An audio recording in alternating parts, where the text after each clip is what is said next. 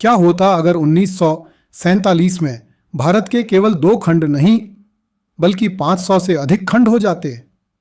जी हां, आजादी से ठीक पहले माउंटबेटन ने बिना किसी भारतीय नेता से पूछे एक ऐसा खतरनाक गुप्त प्लान लंदन भेज दिया था जिससे भारत बाल्कन देशों की तरह बिखर जाता। लेकिन जब इस भयानक साजिश का ड्राफ्ट जवाहरलाल नेहरू के सामने आया तो वे माउंटबेटन पर आग बबूला हो उठे। आखिर क्या थी वो साजिश और अंग्रेजों ने एक बेईमान रेफरी की तरह भारत की पीठ में छुरा घोंपने की कोशिश क्यों की? आइए जानते हैं इस एपिसोड में। पिछले एपिसोड में हमने चर्चा की कि मोहम्मद अली जिन्ना के रवैये और एडविना की सलाह को देखते हुए माउंटबेटन भारत का विभाजन करने के लिए तैयार हो गए और माउंटबेटन ने इंग्लैंड की गोरी सरकार को भारत के विभाजन की एक योजना बनवाई। ब्रिटिश लेखक लियोनार्ड मोस्ले ने लिखा है कि यद्यपि कुछ इतिहासकारों ने कांग्रेस और मुस्लिम लीग के विवाद में अंग्रेजों को रेफरी की भूमिका से युक्त बताया है, किंतु वास्तविकता यह थी कि अब तक अंग्रेज शक्ति मुस्लिम लीग का ही अधिक साथ देती आई थी। वस्तुतः अंग्रेज शक्ति उस बेईमान रेफरी की तरह थी जो मौका पाते ही चुपके से 2 मुक्के उस प्रतिद्वंद्वी में जमा देती थी जो उसे पसंद नहीं था।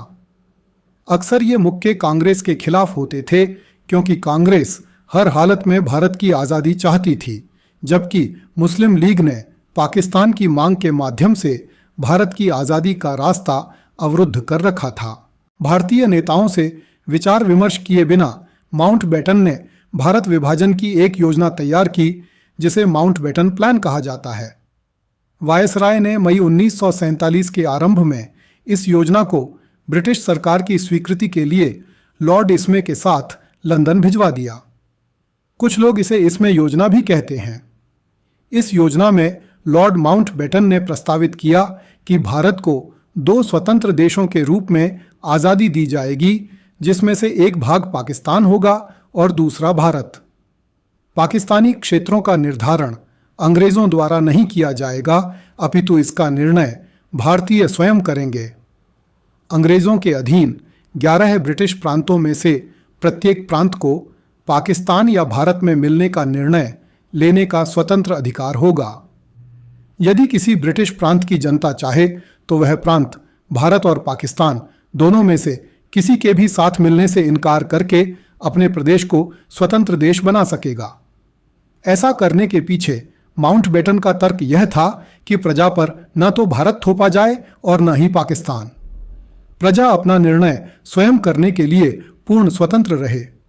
जो प्रजा पाकिस्तान में मिलना चाहे वह पाकिस्तान में मिले, जिसे भारत के साथ मिलना हो वह भारत का अंग बने, जिसे दोनों से अलग रहना हो वह सहर्ष अलग रहे। इसके निर्णय की प्रक्रिया ब्रिटिश प्रांतों में लंबे समय से चल रही लेजिस्लेटिव असेंबलियों के माध्यम से तय होनी थी। माउंटबेटन द्वारा भारत में स्थित लगभग 575 देशी रियासतों के लिए भी यही प्रक्रिया प्रस्तावित की गई थी, जिसके अनुसार प्रत्येक देशी रियासत को अधिकार होगा कि वह चाहे तो भारत में मिले, चाहे पाकिस्तान में मिले, चाहे स्वतंत्र रहे अथवा कुछ रियासतें मिलकर अपने लिए अलग अलग देश बना लें। इस प्रकार माउंटबेटन ने कैबिनेट मिशन योजना की अनदेखी करके पाकिस्तान निर्माण के लिए क्रिप्स मिशन वाला खतरनाक रास्ता अपनाया। यह अत्यंत खतरनाक योजना थी जिससे देश के खंड खंड हो जाते और भारत बाल्कन द्वीपों की तरह बिखर जाता। भारत देश का कोई अस्तित्व ही नहीं होता। भारत में से निकलकर ब्रिटिश प्रांत और देशी रियासतें अलग अलग देशों का ऐसा गुच्छा बन जाती जो एक दूसरे के रक्त की प्यासी होती। न तो कांग्रेसी नेताओं ने और न मुस्लिम लीग के नेताओं ने ऐसे स्वतंत्र भारत की कल्पना कभी की थी। इस स्वतंत्रता से तो देश अंग्रेजों के अधीन रहकर तब तक स्वतंत्रता की प्रतीक्षा कर सकता था जब तक कि भारत स्वयं को एक रूप में और एक आत्मा के साथ स्वतंत्र होने योग्य न बना ले। जब माउंटबेटन ने भारत पाकिस्तान के विभाजन की योजना इंग्लैंड भेज दी, तब एक दिन उन्होंने इस योजना का प्रारूप जवाहरलाल नेहरू को दिखाया।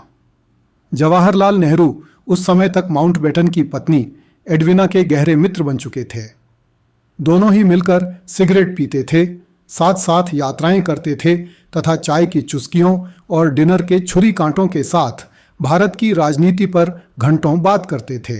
माउंटबेटन को विश्वास था कि आज़ाद ख्यालों और व्यक्तिगत आज़ादी के पक्षधर अंग्रेजी शिक्षित नेहरू ईमानदारी से बनाई गई इस योजना को देखते ही सहमत हो जाएंगे, किंतु हुआ बिल्कुल ठीक उलटा। जवाहरलाल नेहरू इस योजना को देखते ही आग बबूला हो गए।